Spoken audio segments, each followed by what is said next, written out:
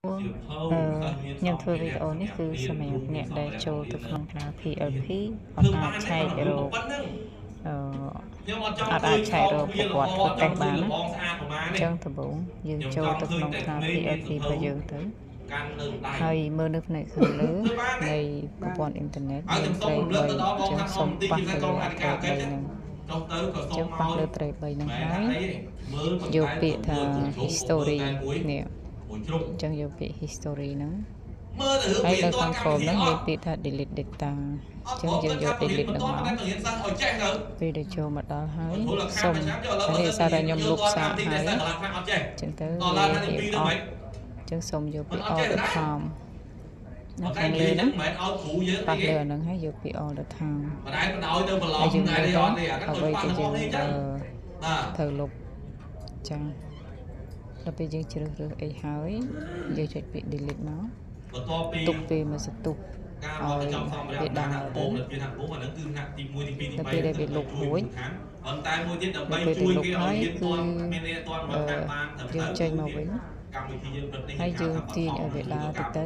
ពេលនោះវានឹងបាត់គឺជាការជួយសិស្សរៀនបាត់មានន័យក្រោយពីការគណនេយ្យរបស់យើងចឹងសូមចូលទៅក្នុងគណនេយ្យសាស្ត្រថ្មីអញ្ចឹងតើវាយចូលគណនេយ្យចេះហើយដូចសាលាខ្ញុំបើពុកបត់ប៉ុណ្ណឹងខ្ញុំក៏បង្ហាញឡើងនេះមួយទេដល់ពេលនេះសាលា7300ដែរដែលមានគណនេយ្យវាលេខទៅមុខក្រោយតិចតែការលេខត្រូវឃ្លីមចាប់ឃ្លីមឡើងទៅត្រូវនេះដែរទោះបីយ៉ាងណាក៏វាជាង7000បាទ7200ជាង7300តទៅទៀតជិះខាងក្រោមនេះគឺតដែរគ្រូ62000ដែរនិយាយលេខមូលទាំងគ្រូកិច្ចសន្យាមាន004ខេអាហ្នឹងដូចគ្នាហើយយើងចុចចូលក្នុងគណនេយ្យទៅចាពេលដែលយើងចូលមកចឹងហើយអាចរកឈ្មោះទៅគឺឈ្មោះយើងហើយយើងចូលដើម្បីទៅយក password របស់យើងដាក់ចូលថែមណាចឹងសម្រាប់ខ្ញុំចូលមកឈ្មោះខ្ញុំមកហើយខ្ញុំប្រើលេខកូដហ្នឹងទៅនឹងអាចចូលបាននៅពេលដែលយើងចូលលេខកូដហើយវានឹងចេញមកបែបហ្នឹងដល់ពេលចេញមកអាហ្នឹងយើងចូលទៅក្នុងប្លូហើយយកប្រវត្តិចានេះអញ្ចឹងអាចមើលឃើញហើយ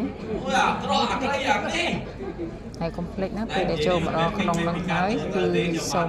ចូលមកកន្លែងសិស្សណាចូលមកក្នុងសិស្សហើយចុចទាំងអស់មកហើយកុំភ្លេចបដូរថ្ងៃខែចឹងដូចខ្ញុំដាក់នៅខែ1ថ្ងៃ1ខែ